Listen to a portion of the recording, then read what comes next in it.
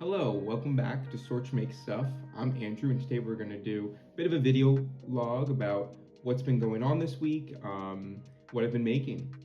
Finally getting back into painting. I love painting. If you don't know me too well, you would probably not know I've been painting my whole life, and especially abstract and impressionist work. So I finally got my art studio in the basement set up, and I was working on a layered taped painting that kind of was a little bit representative to me of like a wave, and kind of both a tide of emotions that have been happening recently, both good and bad. So just wanted to express that, and I really enjoy painting abstract. For those who've never tried it before, I do think abstract painting is something that you often think just seems very unintentional, but at least for me, the process of like doing an abstract painting and deciding all the micro decisions that go into it is something that really makes my brain work and is really a nice exercise in self-expression. I've also been working on LIMA, which is a party card game I worked on. I've been playing it and working on it since like 2021. If you've been to an event with me, it's possible you've played it before. I initially took a deck of Uno cards and was not satisfied with the kind of slow turn-based structure, especially for larger groups of a lot of card games. So I wanted to make something where everybody could play at once, there's no turns. Finally got a zine all made up for it, with all the rules, and have made that available. All you need is an Uno deck and the rulebook to get started. You can play with up to 10 people. So it's a quick game. I'm trying to see how cutthroat I want to make it. I've definitely gotten some feedback. Some people love how quick and easy it is, but some people want like more cutthroat energy from it. So we'll see where it ends up going. But lots of fun new cards, and eventually I would like to do like a crowdfunding or something to get an actual deck with like more unique cards in it. But for now, I'm just using an Uno deck, so it's easy to kind of pick up and play wherever you are.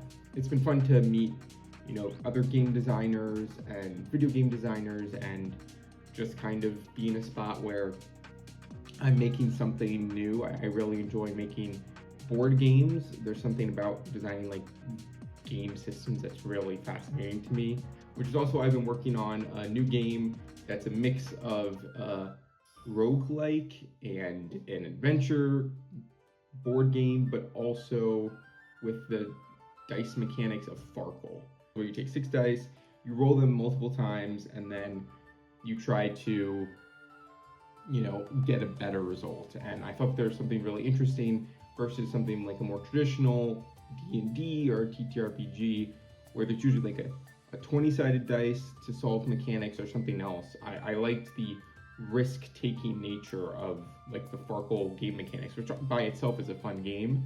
But working that into different abilities and different classes where they're trying to get different results from the die. So I thought it's really cool. It's been a fun development process. I changed it from a 2 to 4 player game with a ton of different classes and things like that to a 1 player game, a solo game for now.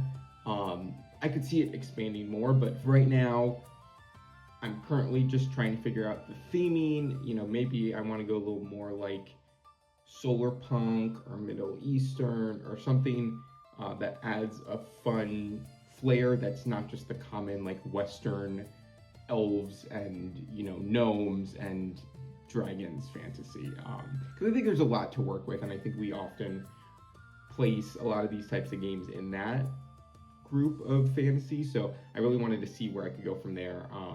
And especially with the idea of like this risk-taking mechanic, how I can really play that up. I'll definitely continue to update on this channel. Probably, I'm sure I'll have something about it at some point. Because I'm really enthusiastic about where this game can go, and all the possibilities of this game. So yeah, I look forward to seeing where it goes, and keep an eye out for stuff in the future. I've also been working on designs for my wedding, so I am getting married, woohoo, and I can't really show anything yet, but I've been hard at work on some physical save the date designs, and I've gotten back into Linocut and have been making some like fun handmade Linocut artworks to incorporate into the designs. I've also done some like customized fonts, so I really love manipulating letters and figuring out, you know, if this is the design, what should the letters look like, and all the little micro adjustments to be making to fonts. So it's been really fun. And you know, tweaking that stern letter, just get it a bit better and just get that ligature just right is something that I really enjoy. I've also been starting to make our ketubah, which is a Jewish legal document, but it's also a piece of art. And it's a big, you know, thing. If you're able to make your own, it's like a cool, you know, mitzvah. It makes it a little more personal, in my opinion. So I've been working on calligraphy. I just got some calligraphy pens and have been doodling away on some quick little calligraphy scribbles and things like that. But yeah, it's been great to start to learn this new process. I've never been like a calligrapher, but I've always enjoyed like calligraphy and, you know, creating different letters. So it's been really fun to work on that, and a lot of practice to like get the hand steady, and especially because it's a different language, being able to learn a whole new alphabet again, basically. So it's been really fun, but a lot more work ahead for sure. I've been really enjoying Canva Affinity. So I left Adobe a few months ago, alongside when I left my job. I just didn't want to continue to pay for Adobe subscription. And, you know, some of the features are a bit odd if you've been in an Adobe, you know, ecosphere for a while, but there's also a lot of really nice things. Specifically, I think the image trace tool is great, and I think a lot of the fact that Affinity is kind of Adobe Photoshop, Illustrator, and InDesign all in one program, I think the ability to switch between the different tools is really nice. As somebody who would often kind of put, you know, Photoshop documents in InDesigns or in Illustrator files and vice versa, I think having that fluidity to just switch between the programs and the tools you're using is really nice.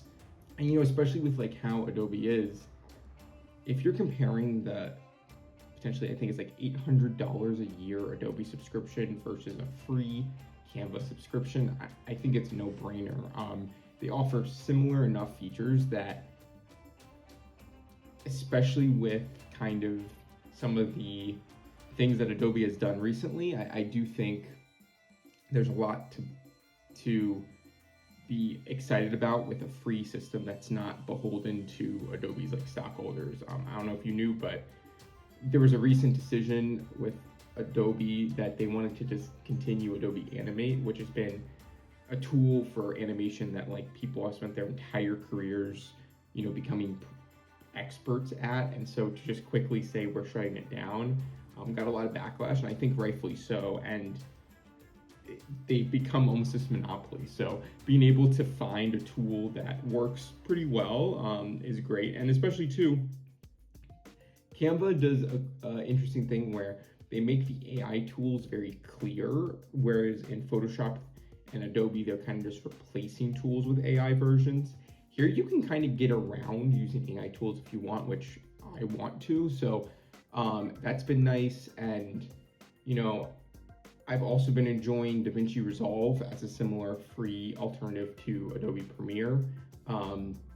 It's a lot. I am not a video editor at my core, which is also why it takes me a while to get out some videos right now, but slowly getting better at that. And I do think that having tools that are free and accessible is something that really is important, especially when we're seeing this rise of like AI slop and people thinking that design can just be something you put into a prompt generator. Having the ability to freely download things just like free Canva for people for quick designs, or Affinity for more, you know, in-depth designs, and DaVinci Resolve for video editing, I think is a big sticking point for accessibility and for where I think design should be going. For people who are more into the fantasy nerdy stuff like me, I've been currently running a D&D campaign and have just built up this whole world and story for the group that I'm running it with online. I feel like for people who have never played any sort of tabletop role-playing game before, that it can seem like an intimidating thing to get into, but I really think anybody can enjoy it. And at its core, it's just collaborative storytelling with a bunch of creativity and just, you know, role playing. Like, you get to be whoever you want to be. And so in this scenario, I'm like a game master, so I kind of create the world, come up with a bunch of plot and narrative, and then also kind of act out all of the individual characters that are not like the specific players. So it's been really fun to do that. And for me, I'm not the best writer, but I really enjoy storytelling and world building. I think the idea of like immersing yourself in another world is a great way to escape, and also to, you know, really test your creative prowess. I'm doing so many different types of creative problem solving and quick timing that I'm not used to, and as a visual artist, being able to work to convey visual, you know, experiences and settings with just words is something that's really cool. I genuinely cannot recommend it enough. And just to further dig myself into a nerd rabbit hole here, Big Brother just started, and of course that means that is all I am listening and watching. I absolutely love the game format, and though some of the episodes are a little hard to get through, the social strategy deduction is something that I cannot get behind enough. So it's been really fun, and definitely an exciting season so far. Thanks for listening. If you're interested in hearing more, feel free to subscribe, like, and let me know if there's any one of these kind of topics you want me to go into further. A lot of these things are very separate, but to me, they're all about the idea of creating, and really about using our creativity and our human kind of thought to, you know, create entertainment and joy and, you know, deep thought. And so it's been great, whether it's painting, running a Dungeons and Dragons campaign, or working to be a better calligrapher. It's something where I think every minute that we spend creating is one that we are improving ourselves and being self-expressive. So I really encourage everybody to continue to make things, and that's kind of the whole purpose of this channel. So if you're making anything fun, let me know in the comments. I would love to hear about it. And until next time, this is Andrew, and keep making things. Take care.